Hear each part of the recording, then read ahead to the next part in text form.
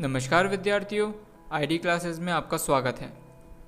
आज हम पढ़ रहे हैं कक्षा 10 सामाजिक विज्ञान की पुस्तक लोकतांत्रिक राजनीति भाग 2 का प्रथम अध्याय सत्ता की साझेदारी। हमने इस पाठ को बेल्जियम और श्रीलंका के उदाहरण से शुरू किया था और हमने देखा था कि बेल्जियम और श्रीलंका में क्या क्या समस्याएं थीं और वहाँ की सरकारों ने क्या क्या उपाय किए। इसके बाद हमने यह जानने की कोशिश की कि सत्ता की साझेदारी क्यों आवश्यक है और अंत में हम आए सत्ता की साझेदारी के रूप पर। तो हमने सत्ता की साझेदारी के प्रथम रूप को समझा था, जिसमें शासन के विभिन्न अंगों के बीच सत्ता का बंटवारा होता है, जिसे क्षैतिज वितरण कहते हैं या नियंत्रण और संतुलन की व्यवस्था। क्षैतिज वितरण में सभी अंग एक समान स्तर पर होते हैं, जैसे विधायिका, कार्यपालिका और न्यायपालिका। और नियंत्रण और संतुलन की व्यवस्था क्यों? क्योंकि विधायिका कार्यपालिका और न्यायपालिका को नियंत्रित करता है। वहीं कार्यपालिका न हो तो विधायिका के बनाए कानून कार्यान्वित नहीं होंगे और कार्यपालिका ही है जो न्यायपालिका को नियुक्त करता है। और वहीं न्यायपालिका विधायिका और कार्यपालिका दोनों पर नियंत्रण रखती है। तो यहाँ पर सत्ता जिन तीन अंगों में बट रही है, वे तीनों ही अंग एक दूसरे का नियंत्रण बनाए हुए हैं। इससे सत्ता का संतुलन बना रहता है। तो आइए आज देखते हैं सत्ता के साझेदारी का द्वितीय रूप। चलिए, सरकार के बीच भी विभिन्न स्तरों पर सत्ता का बंटवारा हो सकता है, जैसे कि पूरे देश के लिए एक सामान्य सरकार हो और फिर प्रांत या क्षेत्रीय स्तर पर अलग अलग सरकार रहे। तो पूरे एक देश के लिए एक सरकार हो और उसके बाद अलग अलग प्रांत हो या अलग अलग क्षेत्र हो, उनके स्तर पर अलग अलग सरकार हो। पूरे देश के लिए बनने वाली ऐसी सामान्य सरकार को अक्सर क्या कहते हैं? संघ या केंद्र सरकार कहते हैं। प्रांतीय या क्षेत्रीय स्तर की सरकारों को हर जगह अलग अलग नामों से पुकारा जाता है। भारत में हम इन्हें राज्य सरकार कहते हैं। तो पूरे देश की जो एक सरकार है उसे क्या कहते हैं? केंद्र सरकार। और देश के अलग अलग प्रांतों या क्षेत्रों में जो सरकार है उसे कहते हैं राज्य सरकार। भारत में राज्य सरकार के नाम से पुकारा जाता है, जबकि अन्य देशों में अलग अलग नामों से पुकारा जाता है। हर देश में बंटवारा ऐसा ही नहीं है। कई देशों में प्रांतीय या क्षेत्रीय सरकारें नहीं हैं। कुछ देशों में बस एक केंद्र सरकार है, उसके अलावा कोई अन्य सरकार नहीं है। लेकिन हमारे भारत की ही तरह जिन देशों में ऐसी व्यवस्था है, वहाँ के संविधान में इस बात का स्पष्ट उल्लेख है कि केंद्र और राज्य सरकारों के बीच सत्ता का बंटवारा किस तरह होगा। बेल्जियम में तो यह काम हुआ है। हमने देखा था बेल्जियम में एक केंद्र सरकार थी, उसके बाद अलग अलग क्षेत्रों की अलग अलग सरकारें थीं। फ्लेमिश इलाके की अलग सरकार थी और वेलोनिया इलाके की अलग सरकार थी, और इसके बाद एक सामुदायिक सरकार भी थी। तो बेल्जियम में तो यह काम हुआ, पर श्रीलंका में यह नहीं हुआ था। श्रीलंका में तमिल लोगों ने लगातार मांगे की कि उनके क्षेत्र में उनकी स्वायत्तता की सरकार हो, परंतु सिंहलियों ने उनकी मांगों को नकार दिया। राज्य सरकारों से नीचे के स्तर की सरकारों के लिए भी ऐसी ही व्यवस्था हो सकती है। उदाहरण के तौर पर है नगर पालिका और पंचायतें। तो एक हो गई केंद्र सरकार, उसकी शक्तियों को बांटें तो बनेगी राज्य सरकार, और राज्य सरकार से भी निचले स्तर की जो सरकार हुई उसे हम नगर पालिका या पंचायत कहते हैं। उच्चतर और निम्नतर स्तर की सरकारों के बीच सत्ता के ऐसे बंटवारे को कैसा बंटवारा कहते हैं? ऊर्ध्वाधर वितरण कहा जाता है। यह ध्यान रखिएगा, उच्चतर और निम्नतर स्तर की सरकारों के बीच सत्ता के ऐसे बंटवारे को ऊर्ध्वाधर वितरण कहा जाता है। हम अगले अध्याय में अर्थात अध्याय 2 में इस ऊर्ध्वाधर वितरण पर विस्तार से चर्चा करेंगे। तो द्वितीय रूप की जो विशेषताएं हैं वह क्या है? सरकार के विभिन्न स्तरों के बीच सत्ता का बंटवारा होता है। और कैसा बंटवारा होता है? ऊर्ध्वाधर वितरण। तो पहले रूप में हमने देखा था अलग अलग अंगों के बीच बंटवारा था, जैसे न्यायपालिका, कार्यपालिका, विधायिका, ये 3 अलग अलग अंग हैं। और यहाँ सरकार के 3 अलग अलग स्तर हैं। कैसे स्तर? सबसे ऊपर है केंद्र सरकार, उससे नीचे आएंगे तो राज्य सरकार, और राज्य सरकार की भी शक्तियों को बांटे तो नगर पालिका या पंचायतें। तो ऐसे ये ऊर्ध्वाधर वितरण हुआ, सरकारों का ऊर्ध्वाधर वितरण। इसके बाद चलते हैं सत्ता की साझेदारी के तृतीय रूप की ओर।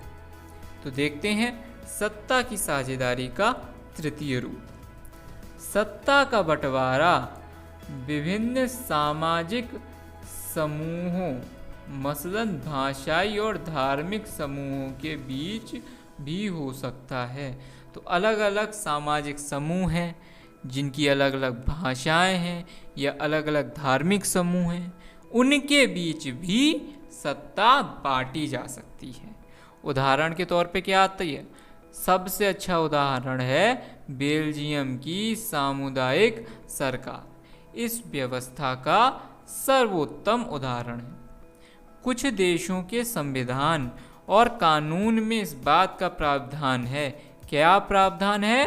कि सामाजिक रूप से कमजोर समुदाय, ये ध्यान रखना, सामाजिक रूप से जो समुदाय कमजोर है और महिलाओं को विधायिका और प्रशासन में, ये ध्यान रखना, सामाजिक रूप से जो कमज़ोर समुदाय है, जिस समुदाय की स्थिति अच्छी नहीं है, और जो महिलाएं हैं उनको विधायिका और प्रशासन में हिस्सेदारी दी जाए। यह एक मुख्य बिंदु है। कई देशों के संविधान में क्या प्रावधान है कि सामाजिक रूप से कमज़ोर समुदाय और महिलाओं को विधायिका और प्रशासन में हिस्सेदारी दी जाए। पिछले साल हमने अपने देश में प्रचलित आरक्षित चुनाव क्षेत्र वाली ऐसी ही व्यवस्था के बारे में पढ़ा था। कक्षा 9 में हमने पढ़ा था कि हमारे देश में आरक्षित चुनाव क्षेत्र की एक व्यवस्था है जिसमें अलग अलग क्षेत्र को आरक्षण दिया गया है। जिन क्षेत्र में जिन लोगों की संख्या अधिक है वे क्षेत्र उनके लिए आरक्षित कर दिए गए थे। इस तरह की व्यवस्था विधायिका और प्रशासन में अलग अलग सामाजिक समूहों को हिस्सेदारी देने के लिए की जाती है। किस लिए? ताकि विधायिका और प्रशासन में अलग अलग सामाजिक समूहों को हिस्सेदारी देने के लिए। तो विधायिका और प्रशासन में से क्या होता है? अलग अलग सामाजिक समूहों को हिस्सेदारी मिल जाती है। यह नहीं रहता कि कोई एक समूह वंचित रह जाए। साथ ही अल्पसंख्यक समुदायों को भी इस तरीके से उचित हिस्सेदारी दी जा सकती है। सामाजिक विविधताओं को शासन में भागीदारी देने के लिए अलग अलग तरीकों पर हम इकाई 2 में चर्चा करेंगे।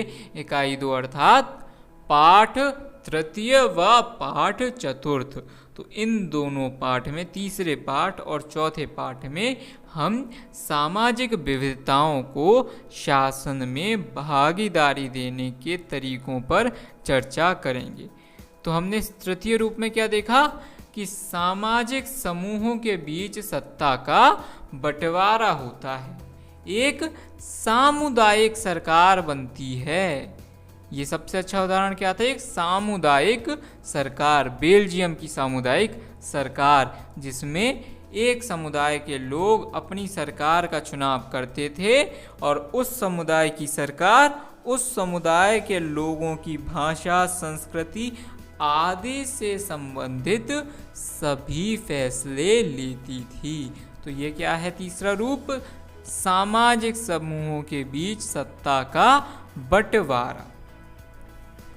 सामाजिक रूप से कमजोर समुदाय एवं महिलाओं को विधायिका और प्रशासन में हिस्सेदारी देना एक मुख्य रूप है। तो सामाजिक समूह जो कमजोर हैं और महिलाएं, क्योंकि पहले क्या होता था, महिलाओं को राजनीति में या किसी भी और चीज़ में भाग लेने को प्रेरित नहीं किया जाता था, जिस कारण महिलाओं की परेशानियां, उनके विचार कभी भी सामने नहीं आ पाई।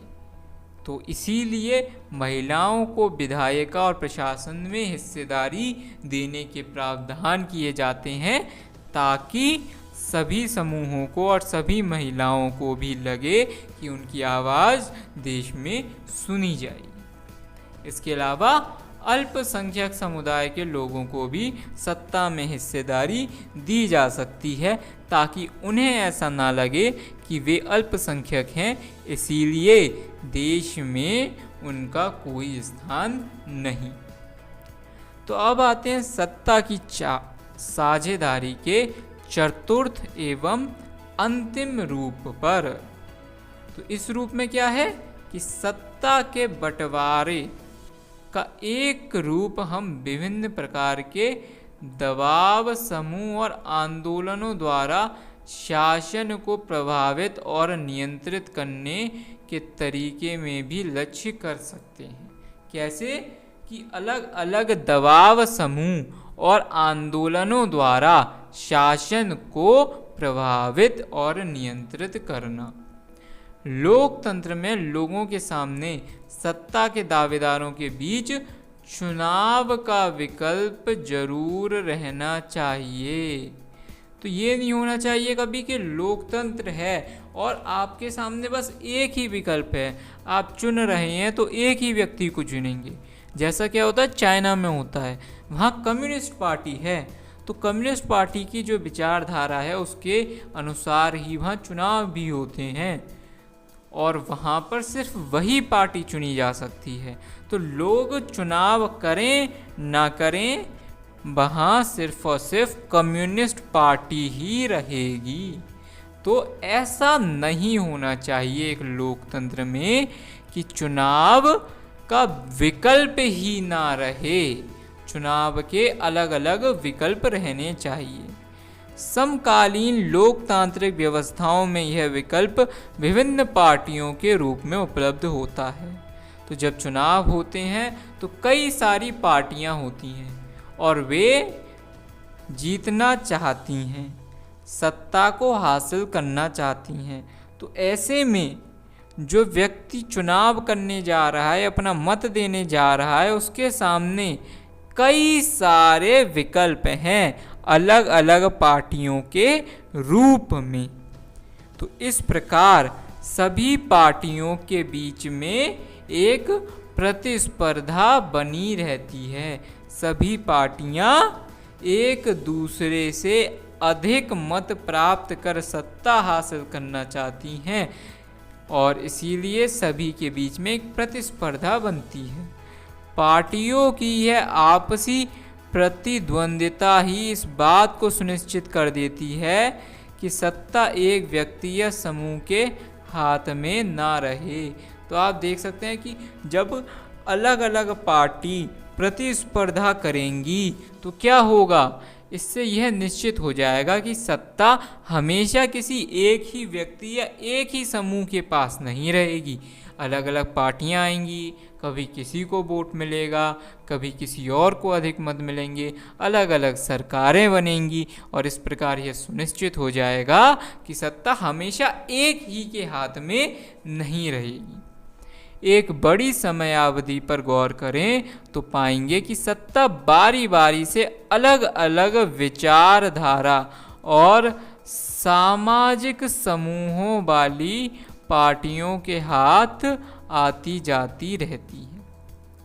तो होता क्या है कि एक बार सत्ता किसी एक पार्टी के हाथ में रही तो अगले चुनाव में दूसरे के पास और उसके अगले चुनाव में तीसरे के पास, कभी कभी 2 से 3 चुनाव में एक ही पार्टी लगातार जीतती रहती है चुनाव।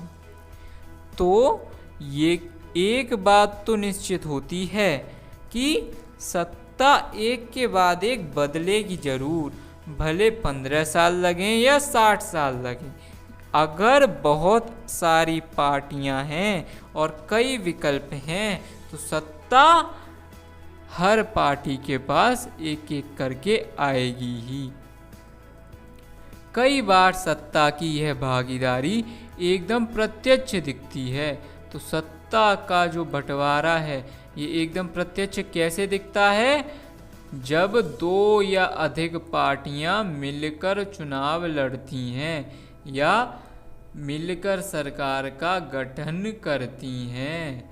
तो ये आपने सरकारें देखी होंगी जहाँ 2 पार्टियां मिल जाती हैं, 3 पार्टियां मिलती हैं। तो ऐसे में क्या होता है, 3 अलग अलग पार्टियां मिली तो 3 कुछ भिन्न विचारधारा वाले लोग साथ आए और उन्होंने पार्टी बनाई। तो इससे सुनिश्चित हो जाएगा कि जो अब सरकार बनी है इसमें अलग अलग विचारधारा के लोग हैं, तो अलग अलग मत सामने आएंगे। लोकतंत्र में हम व्यापारी, उद्योगपति, किसान और औद्योगिक मजदूर जैसे कई संगठित हित समूहों को भी सक्रिय देखते हैं। कैसे समूह? व्यापारी समूह, उद्योगपति, किसान और औद्योगिक मजदूरों के जो समूह होते हैं उनको भी हम काफ़ी सक्रिय देखते हैं। सरकार की विभिन्न समितियों में सीधी भागीदारी करके या नीतियों पर अपने सदस्य वर्ग के लाभ के दबाव बनाकर ये समूह भी सत्ता में भागीदारी करते हैं। तो ऐसे जो अलग अलग समूह हैं, उद्योगपतियों के समूह हो गए, व्यापारियों के या मजदूरों के, किसानों के, ऐसे समूह सत्ता में कैसे भागीदारी करते हैं? ये या तो सीधे रूप पर आते हैं कि यह व्यापारियों का संगठन है और यह संगठन चुनाव लड़ रहा है, या जो नीतियां हैं उन पर अपने सदस्य वर्ग जो हैं उनके लाभ के लिए दबाव बनाते हैं। तो मान लीजिए एक सुनारों का वर्ग है और उन्हें लगता है कोई नियम उनके लिए अच्छा नहीं है, तो वे मिलकर सरकार पर दबाव बनाएंगे। इस प्रकार वे सत्ता में भागीदारी करते हैं। इस प्रकार वे नियमों में भी भागीदारी करते हैं। अब इकाई 3 कौन सा होगा? आपका 5वां और 6ठा पाठ। तो इस इकाई में हम राजनीतिक दल, दबाव समूह और सामाजिक आंदोलनों की कार्यप्रणाली पर गौर करेंगे। तो ये थे सत्ता की साझेदारी के 4 रूप। चतुर्थ रूप में हमने क्या देखा कि दबाव समूह और आंदोलनों द्वारा सत्ता को प्रभावित करना और नियंत्रित करना, यह सत्ता की साझेदारी का 4था रूप था। इसके अलावा पार्टियों द्वारा सत्ता के लिए प्रतिस्पर्धा करना। तो एक तो कई दबाव समूह हो सकते हैं, वे सत्ता को नियंत्रित करते हैं, और दूसरा अलग अलग पार्टियां सत्ता के लिए प्रतिस्पर्धा करती हैं। 2 या अधिक पार्टियों द्वारा सरकार गठित करना, इससे भी अलग अलग पार्टियां, अलग अलग विचारधारा के लोग एक साथ सत्ता को बांटते हैं। और अंतिम है व्यापारी, उद्योगपति, किसान और औद्योगिक मजदूरों के संगठित हित समूहों द्वारा सत्ता में भागीदारी करना। तो इस प्रकार सत्ता की साझेदारी का ये चतुर्थ रूप भी पूर्ण हुआ। अब अंत में एक कार्टून और दिया है और जिसमें पूछा गया है कि मेरे स्कूल में हर महीने क्लास मॉनिटर बदल जाता है, क्या आप इसे भी सत्ता की भागीदारी बता रहे हैं? तो यह आप स्वयं सोचिए कि क्या हर महीने मॉनिटर का बदल जाना सत्ता की भागीदारी है या नहीं है। तो विद्यार्थियों, इसके साथ हमने अपना प्रथम अध्याय समाप्त किया है। आपको वीडियो अच्छी लगी हो तो इसे लाइक अवश्य करें, ज़्यादा से ज़्यादा शेयर कीजिए और हमारे चैनल को सब्सक्राइब जरूर कीजिए। इस पाठ के नोट्स हमारी वेबसाइट idclasses.com पर उपलब्ध हैं, तो आप हमारी वेबसाइट पर अवश्य जाइए। धन्यवाद।